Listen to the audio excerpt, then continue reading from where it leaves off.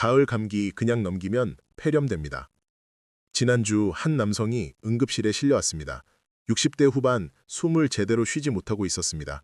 산소 포화도가 위험 수준까지 떨어져 있었습니다. 의사가 급히 물었습니다. 언제부터 아팠느냐고 질문했습니다. 보호자인 아들이 대답했습니다. 2주 전부터 기침을 했다고 말했습니다. 의사의 얼굴이 굳어졌습니다. 왜 진작 오지 않았느냐고 따졌습니다. 아들은 대답했습니다. 아버지가 그냥 감기라고 하셨다고 병원 가기 싫다고 우기셨다고 변명했습니다. 검사 결과는 중증 폐렴이었습니다. 조금만 늦었어도 목숨이 위험할 뻔했습니다. 의사는 한숨을 쉬며 말했습니다. 매년 이맘때면 이런 환자들이 너무 많다고 안타까워했습니다. 가을 감기를 가볍게 여기다가 폐렴으로 악화되는 중년층이 급증한다는 것이었습니다. 오늘 우리가 나눌 이야기는 바로 이것입니다. 가을 감기가 왜 위험한지, 어떻게 폐렴으로 발전하는지, 그리고 어떻게 예방해야 하는지에 대한 생명을 지키는 정보입니다. 첫 번째 경고. 가을 감기는 여름 감기와 다르다. 60대 초반의 한 여성이 있었습니다. 가을이 되자 콧물이 나고 기침이 시작되었습니다. 대수롭지 않게 생각했습니다. 여름에도 감기 걸렸다가 며칠 만에 나았던 경험이 있었기 때문입니다. 약국에서 감기약을 사서 먹었습니다. 하지만 이번에는 달랐습니다. 사흘이 지나도 나아지지 않았습니다. 일주일이 지나자 오히려 심해졌습니다. 기침이 더 심해졌고 가래가 나왔고 목소리가 쉬었습니다. 그래도 참았습니다. 조금만 더 지나면 나아질 거라고 믿었습니다. 10일째 되던 날 열이 났습니다. 몸이 으슬으슬 떨렸고 온몸이 쑤셨고 기운이 하나도 없었습니다. 그제야 병원에 갔습니다. 의사는 청진기를 대고 폐소리를 들었습니다. 표정이 심각해졌습니다. 엑스레이를 찍어보자고 제안했습니다. 결과는 폐렴 초기였습니다. 여성은 깜짝 놀랐습니다. 그냥 감기인 줄 알았는데 폐렴이라니 믿기지 않았습니다. 의사는 설명했습니다. 가을 감기는 여름 감기와 다르다고 말했습니다.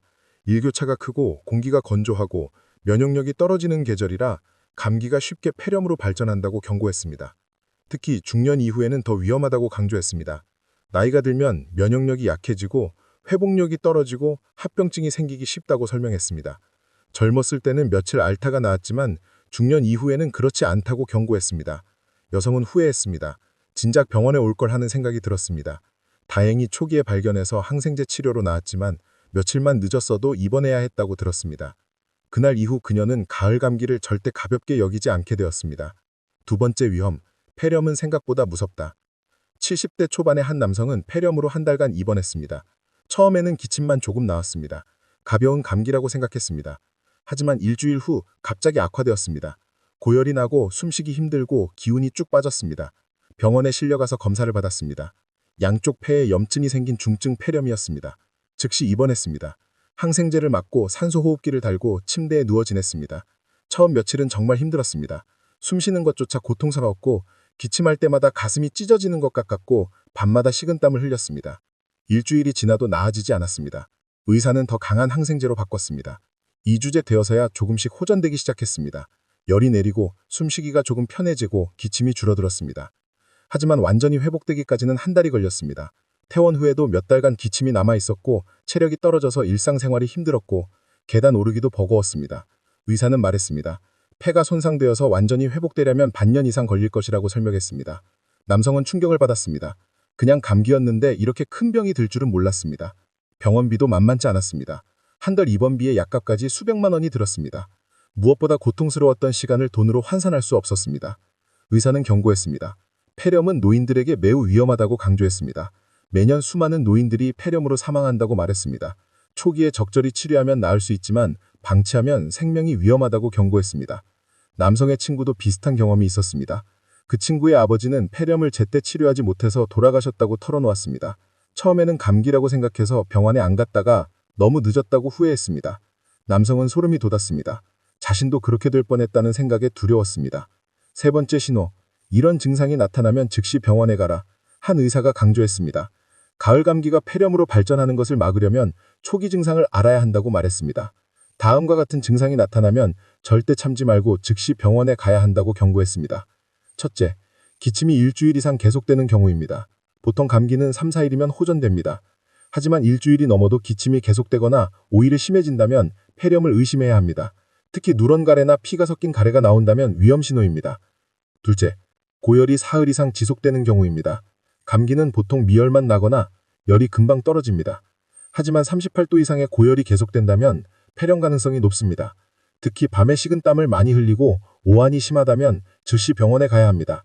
셋째, 호흡곤란이 느껴지는 경우입니다. 숨쉬기 힘들고 가슴이 답답하고 조금만 움직여도 숨이 차다면 폐에 문제가 생긴 것입니다. 이것은 매우 위험한 신호이므로 지체말 시 응급실로 가야 합니다. 넷째, 가슴 통증이 있는 경우입니다. 숨 쉴 때나 기침할 때 가슴이 아프다면 폐에 염증이 생긴 가능성이 큽니다. 이것도 폐렴의 특징적인 증상이므로 반드시 검사를 받아야 합니다. 다섯째, 극심한 피로감이 느껴지는 경우입니다. 아무것도 하지 않았는데 기운이 하나도 없고 침대에서 일어나기 힘들고 식욕도 없다면 몸이 감염과 싸우고 있다는 신호입니다. 방치하면 더 악화될 수 있습니다. 60대 중반의 한 여성은 이 증상들을 무시했습니다. 기침이 2주째 계속되었고 가래도 나왔고 숨쉬기도 힘들었습니다. 하지만 병원 가기 귀찮다는 이유로 참았습니다. 결국 응급실에 실려갔고 중증 폐렴 진단을 받았습니다. 의사는 질책했습니다. 왜 이렇게 늦게 왔느냐고, 증상이 명백한데 왜 참았느냐고 따졌습니다. 여성은 대답했습니다. 그냥 감기인 줄 알았다고, 나이 들면 회복이 느린 줄 알았다고 변명했습니다. 의사는 한숨을 쉬었습니다. 이런 환자들이 너무 많다고 안타까워했습니다. 네 번째, 예방. 미리 막는 것이 최선이다. 폐렴을 치료하는 것보다 예방하는 것이 훨씬 중요합니다. 한 의사가 강조했습니다. 가을철 폐렴을 예방하는 방법은 생각보다 간단하다고 말했습니다. 첫째, 독감 예방접종을 받으십시오. 독감은 폐렴의 주요 원인 중 하나입니다.